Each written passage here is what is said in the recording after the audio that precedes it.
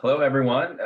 I'm John Graham. I'm a senior scientist with the Clean Air Task Force, and I'm happy to have the opportunity to talk today about trends in the air quality here in Pittsburgh at the Regional Asthma Summit.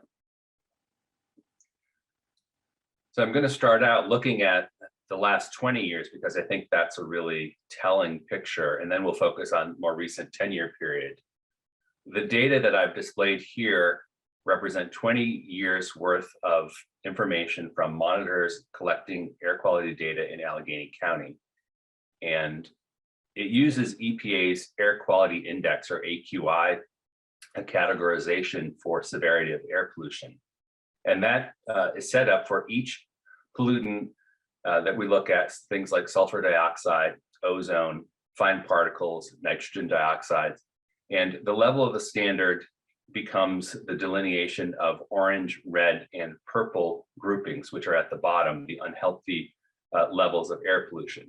And then levels that are just below the standard are yellow or moderate air pollution, and levels that are less harmful for exposures are in the green category. Those are the lowest air pollution levels. And for every day, EPA takes all the data that gets recorded in the county and determines the maximum air quality index value based on whatever pollutants are measured for that day. And this is the display of all those days over 20 years. And what I think you'll see is most striking is in those first block of few years, first 4 or 5 years of this century, there are very few green days. And it's really dominated by days where the air quality is moderate at best and unhealthy, in fact, 3 months of the time out of a year for these first several years in this chart. If we contrast that to the most recent 5-year period, looking at 2016 to 2020, you'll see that there's almost no of these red, orange, and purple days. Those are the days over the standard. There's only 3 weeks of time a year instead of 3 months of time. And also we have a much larger number of those green days. The one thing to keep in mind when using the air quality index is that it's based on the levels of the air quality standards. And those standards are moving targets as we learn more information, as we become more familiar with the harm that is caused by being exposed to levels of pollution. We're learning that lower and lower levels of pollution are harmful to the health of people. And so those standards are in flux and will likely decrease. So although it looks like a great picture, and we've absolutely improved by a large margin over the last 20 years, that doesn't mean that we have achieved really where we want to be if we want to fully protect the health of folks in Allegheny County. So there's a lot of data that's embedded within that, and the summary really is very broad, and I think is just a nice way to show how much things have improved. This table is looking at the last 10 years of that data set from the previous slide, and I've broken things out by the location where measurements happen, and that's listed on the left-hand column, Avalon through South Fayette, and then across the top, the rows, that row defines the pollutants that are being measured at these sites. And this will help us understand which pollutant is the most likely to cause the highest air quality index over this 10-year period in this table, and also the location where the pollution levels tend to be highest. And you can see that for the actual location, if we look down on the total and the percentages in the far right, you'll see that the Liberty site is the site that most often has the worst air pollution in Allegheny County. And that's followed by the South Fayette site and the Lawrenceville site. Lawrenceville is 22% of the time, South Fayette site is 17.6%. So those 3 sites account for the majority of the high levels of pollution measured in the county. But that doesn't mean that it doesn't happen at other sites. It's just less frequent. Harrison, for example, also has a lot of ozone exceedances. And then you can look at the bottom to see, well, which of these pollutants are the primary reasons for high pollution in the county? And you'll see that 3 of 5 days, it's fine particles, a third of the days it's ozone, and then the remainder are mostly SO2, and there's a very few number of NO2 exceedances.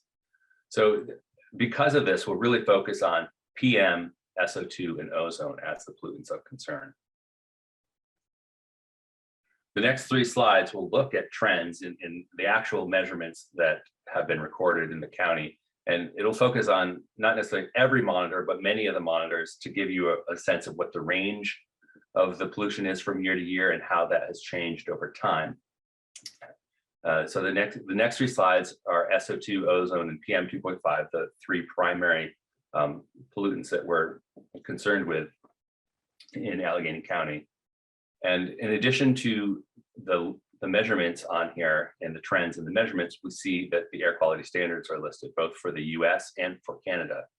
And that's to give us a context of where we are relative to what the US EPA considers to be a safe level of exposure, and also how that compares to other jurisdictions that use the same medical information to come to the determination about what level of air pollution is protective of health. And you'll see in this chart that the Liberty site is far and away the worst site. And there are two other sites, Lawrenceville, which is downtown, and South Fayette, which is in the western part of the county. And you'll see that generally the trend is downward over time. It was worse in 2010. Back in 2010, when EPA set this standard, there were 37 locations that measured pollution that was above the standard. Right now, there are only 13 remaining above the standard, and Allegheny County is one of those locations. The big thing that jumps out here to me is that in 2020, we had a really big drop in SO2 maximum concentration, the 99th percentile. And that is likely due to effects of the pandemic and changes in demand and changes in behavior, both with industry and with people. And then finally, you see that the standard, this black line, is 75, and this is a 3-year average that we're trying to meet. In 2019, Canada came out with their standard that was somewhat below the US standard at 68, and that's going to go down to 65 in 2025. So you can see that the standard that Canada chose is a little more protective than what the US has. Ozone is a very important pollutant. Here we're looking at 3 sites in the county. Again, we've got the Lawrenceville and the South Fayette site. And then traditionally the worst site is Harrison, which is a little bit downwind of downtown. And you can see again that we have the standards. We've got the US standard, Canadian standard, and in this case, the World Health Organization standard. And back in 2006, the US set their standard at 75 parts per billion, 4th highest max. And then in 2015, that got revised to 70, and that's the current standard. The same time that US was setting their standard at 70, Canada decided to set their standard at 63. They had it in 2020 moving to 62, and then in 2025, the Canadian standard will fall to 60. The World Health Organization standard is 51. So you can see that the US standard is not as protective of health as these other jurisdictions are.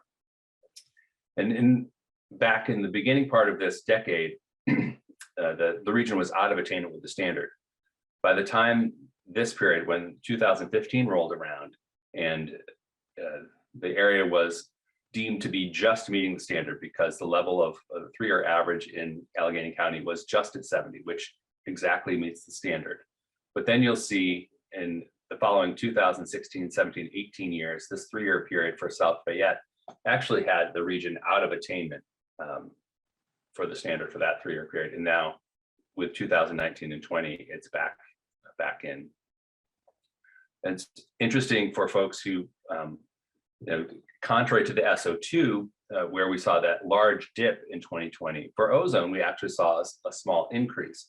And that's likely due to the really complicated ozone chemistry, where if you reduce some of the nitrogen oxides levels, it can actually lead to increases in ozone because of the chemistry between NO2 and ozone. And then the final set of series of PM data is the PM 2.5 measurements in Allegheny County. And again, I found this. There are actually many more sites that measure PM in Allegheny County, and I focused on 3, the South Fayette site, which tends to be on the lower end. We've got the Lawrenceville site, which is in the middle, and then the Liberty site, which is traditionally the worst PM monitor in the region.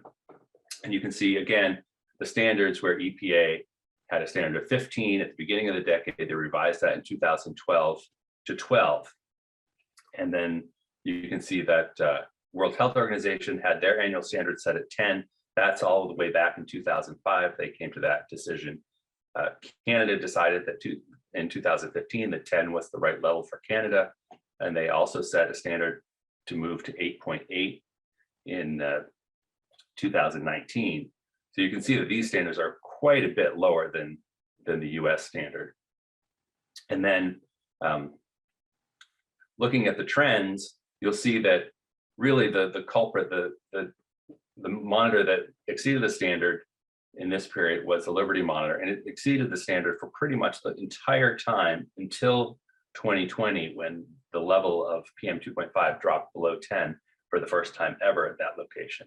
And with that, the 3-year average 2018, 19, and 20 meant that the Allegheny County Health Department could say that the region had finally met the annual standard for PM 2.5, which is good news. The problem is, 2020 was an off year. Now, periodically, EPA does review its standards, and back in 2020, they did a review and they recommended that the US revise its annual standard to a range between 10 and 8, which would be consistent with what these other places had already come to set for their own areas in the World Health Organization in Canada.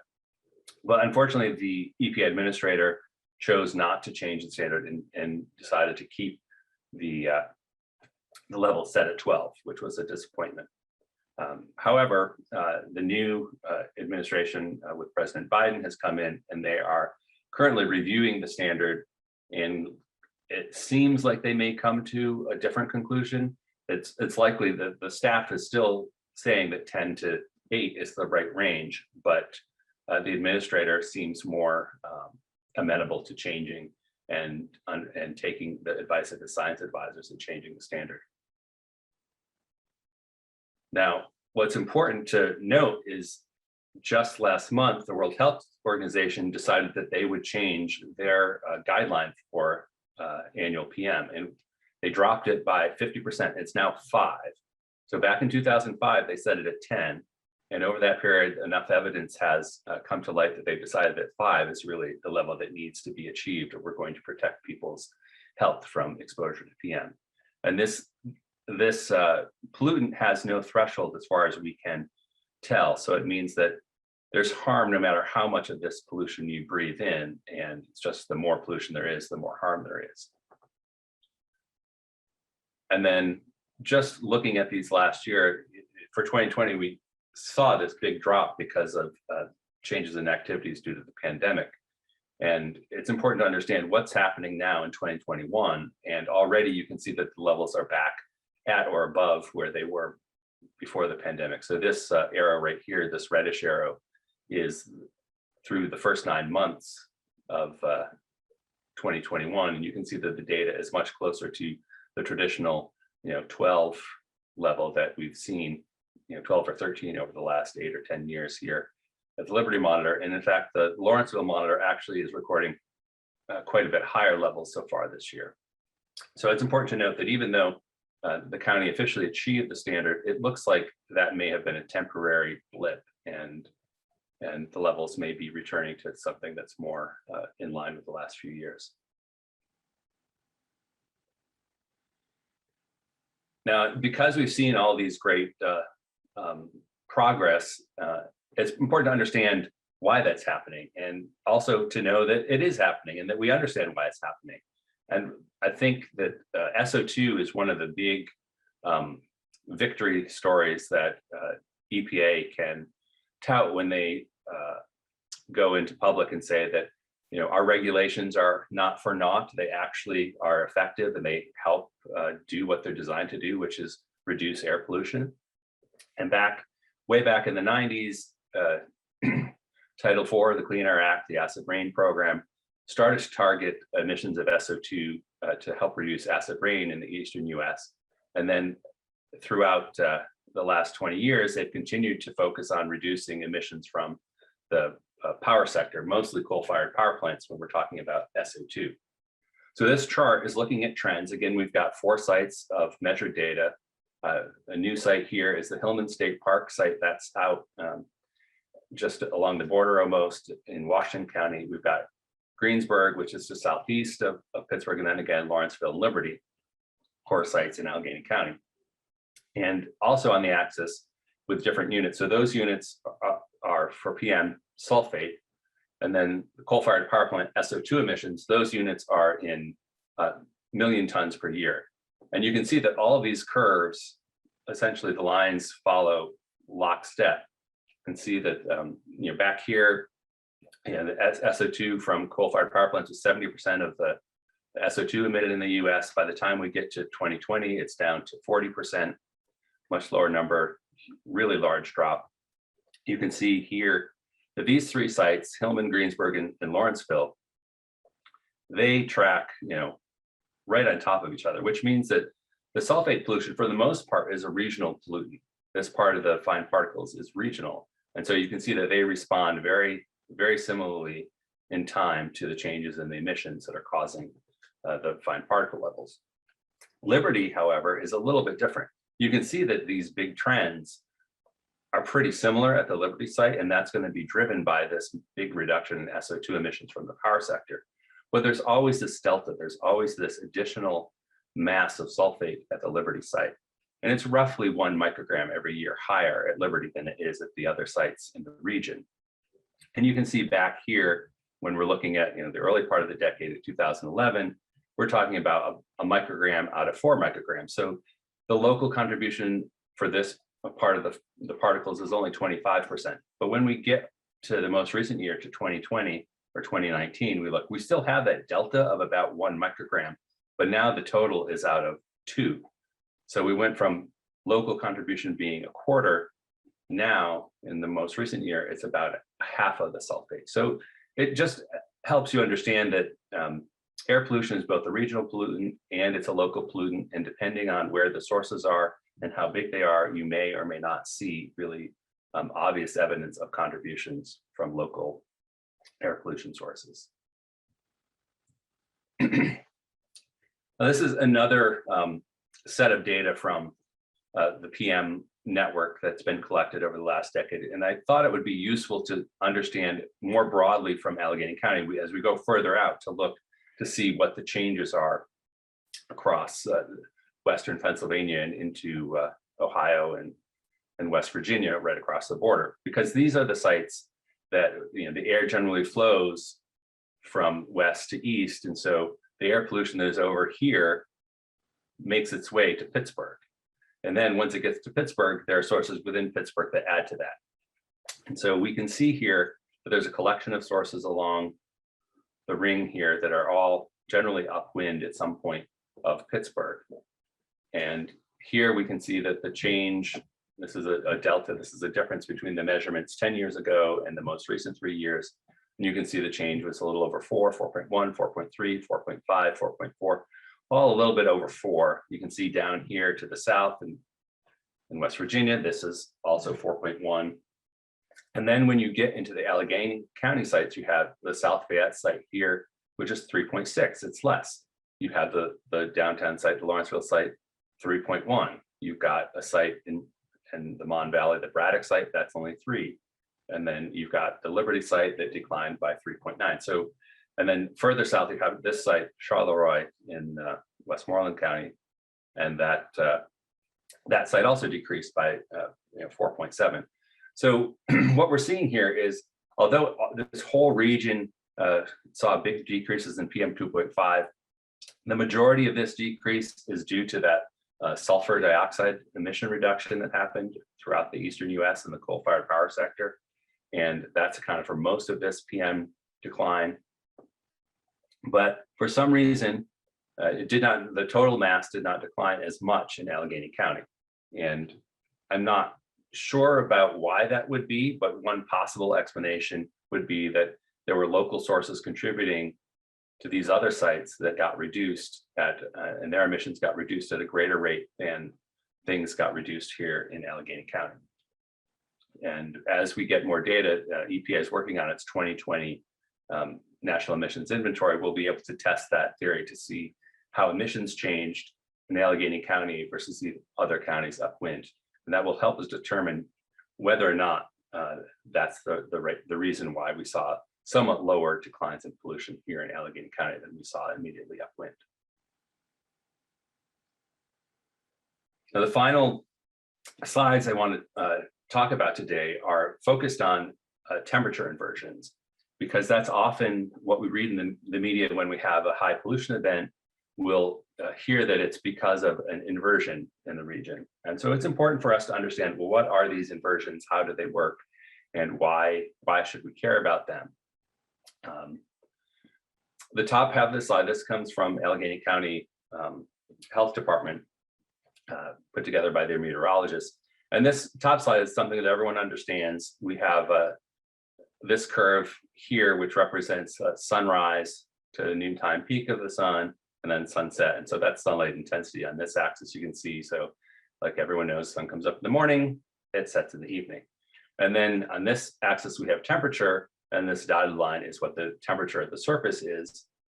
And you can see that temperature, once the sun is down, the temperature just goes down and down at the surface. And then when the sun rises, it starts heating the surface. We see temperature rise and it goes up throughout the day. And then once the sun starts going down, temperature cools off again. And so this is what we all know happens. And how does that, though, affect what's going on from a vertical structure of the atmosphere? And this bottom figure shows generally what happens to the vertical temperature structure of the atmosphere. And we'll start, this is the time axis here, and then each of these curves is a snapshot in time of day, what the vertical temperature looks like. And so we can see for most of the day, we have this situation where the temperature at the surface is the warmest and it cools as you go up in height. And so that means that warm air here at the surface is able to rise and the cold air aloft is able to fall, and you get a pretty well mixed atmosphere here for most of the day. And that means that any emissions that happen at the surface will go up and they get mixed, and you generally have cleaner air that's further off the surface and that mixes down. And so you have an atmosphere where everything is sort of smeared together, and that's just how it works in general. But once the temperature starts cooling off at the surface at night, you can see that all of a sudden the surface temperature is a little bit colder than some of the air above it. And that continues, that whole behavior continues throughout the morning hours. So you can see that the depth of that layer where the temperature is warmest at the surface and it continues to cool as you go up, that depth becomes greater and greater over time. And then also important to note, the temperature difference between the surface and the warmest point above the surface gets bigger. So by the time you get to sunrise, you have the situation where you have a lot of a fair depth of the atmosphere where the temperature is colder at the surface than it is higher above. And so that inhibits the mixing. It means that the surface air is so heavy and cold, it doesn't rise. And so anything that gets emitted during this period overnight can be trapped at the surface. It has nowhere to go. It doesn't have the energy to move up, and there's no colder air above that's coming down. It's called the inversion height is right here. Then you can see when the sun comes up, that starts to change. You get the surface temperature warming, and eventually the surface temperature warms enough that you get the situation where there's enough energy at the surface that it will cause this well-mixed atmosphere to happen again. So why is that important? It's important to know that there's nothing that we can do to change these temperature inversions. Generally, they're going to happen. And the important thing is what's happening for the emissions at the surface. Those emissions are being modified by the structure of the atmosphere and the movement of air in the atmosphere. And we know that recent studies have shown that when we are in the situation in the northern latitudes of warming planet, climate change and warming temperatures, it's likely to cause more days with inversions and more stagnation, which is a term that describes a slowing of the atmosphere in the horizontal, where you don't have as many weather systems moving through the region. That's generally the way that most air pollution gets cleaned out of a region, is to have a weather system move through and bring in new air that hasn't been polluted. So let's look at how that plays out in Allegheny County. Again, we're looking at 4 sites. I had 4 years of data from the Allegheny County Health Department, which looked at the days when there were inversions in the region between 2016 and 2019. And I looked at ambient data collected at 4 sites: South Fayette, Lawrenceville, Liberty, and Parkway East. Parkway East is along the highway, and South Fayette is basically near nothing. Lawrenceville has some highway influences and just generally urban core influences all the activities of people cooking, restaurants and whatnot. And then Liberty in the Mon Valley also has, in addition to those kinds of things, it really is impacted by industry. And because this site at South Fayette only collects 1 of every 3 days, I don't have 365 days a year out of this data set. It's only based on about 400 total days over these 4 years. And because I wanted to make sure I was looking at exactly the same air masses in all 4 of these bars, to make sure that I wasn't biasing how the differences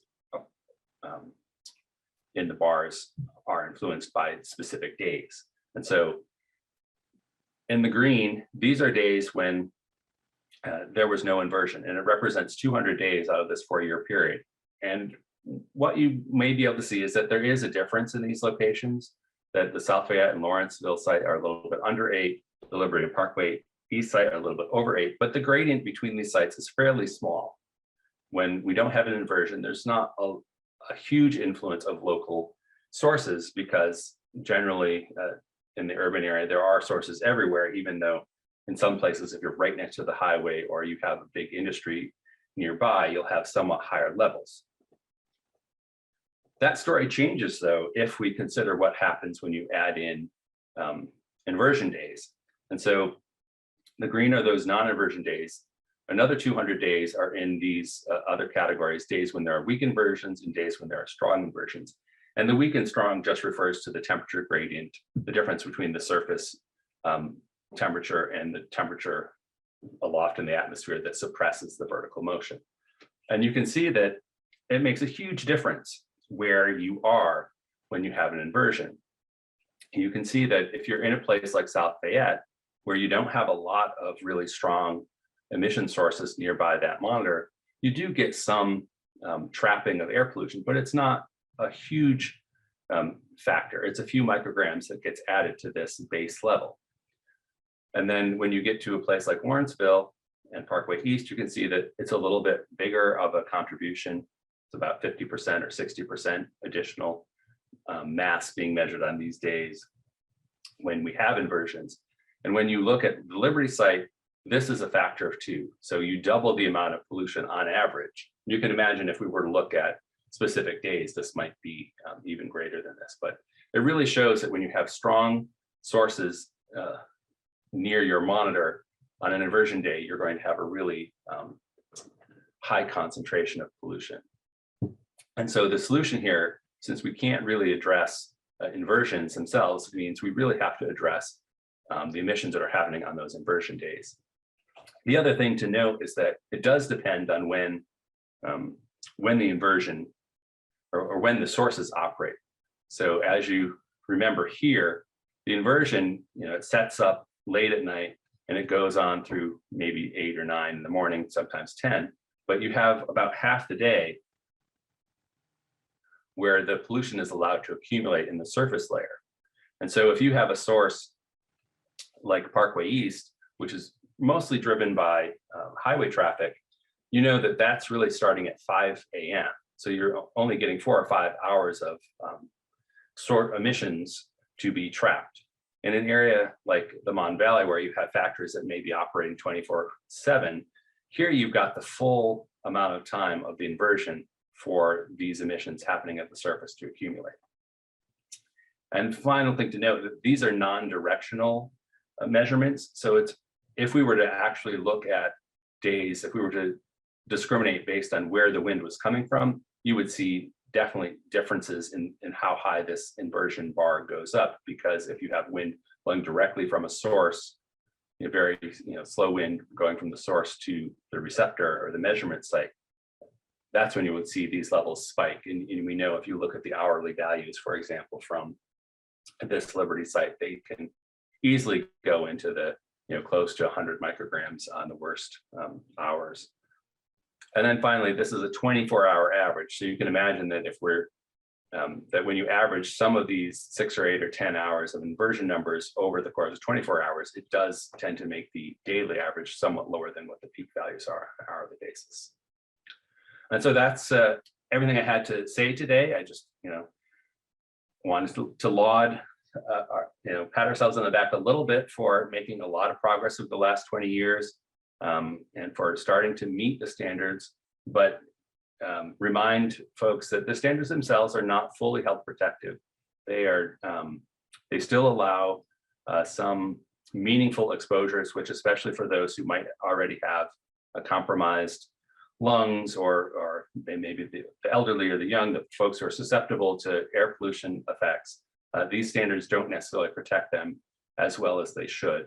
And in light of that, the government is continually reviewing information, and it does adjust the standards, and generally over time it has been reducing the level of the standards, but it still means that we have some room to grow, some emissions that still need to be reduced if we're going to really properly protect everyone's health from air pollution exposure. Thank you.